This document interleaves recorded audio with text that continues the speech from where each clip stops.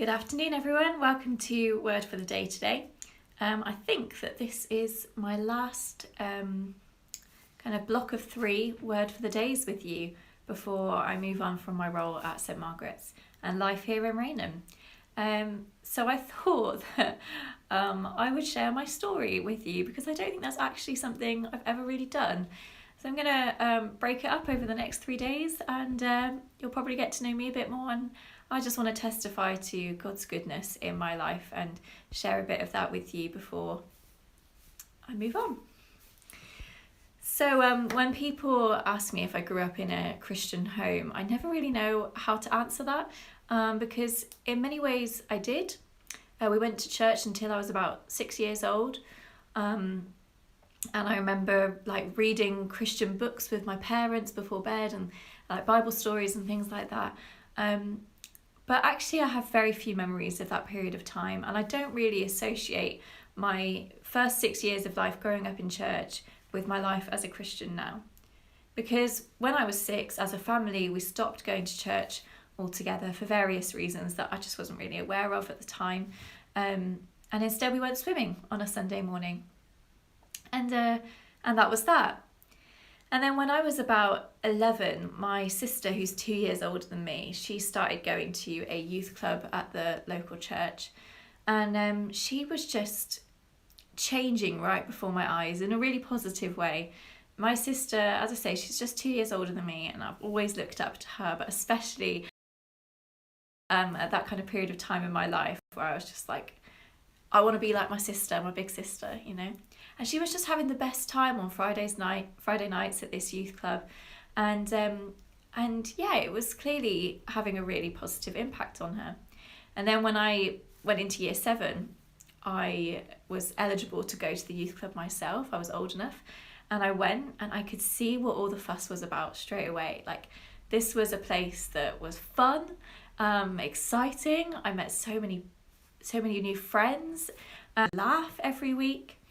And it also really intrigued me because there was always this 5-10 minute little bit where they would share a bit about Jesus and a bit about maybe a story from the Bible.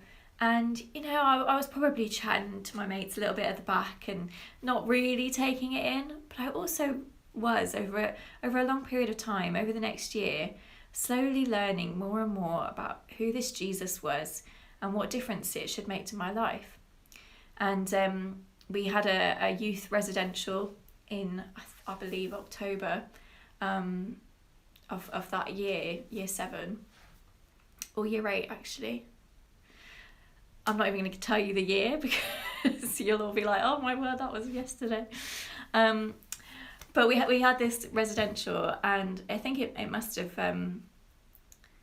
there were just various parts of it that really spoke to me. And I remember watching a video of the Passion. It wasn't the Passion the movie, but the Passion story, and just remember thinking, why is Jesus, when he's done nothing wrong, being tortured and humiliated and killed in this way?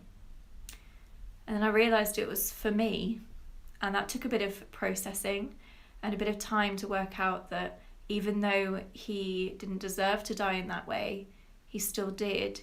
And that his death, because he is God, impacts my salvation.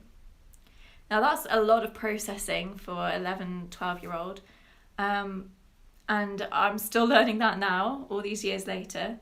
But I knew in that moment that Jesus was more than just a good person. He was more than just a leader, and he was someone I wanted to get to know more. And so I gave my life to Christ. And what that means is I told my youth leader at the time that this was something I wanted to claim for myself. I wanted to become a Christian. And together we prayed a prayer where I said sorry for the things I'd done that did not please God, and where I said that I really wanted to start living my life for God.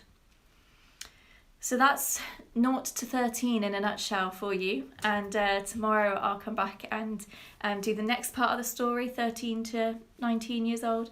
And then in the third part, 19 till 26.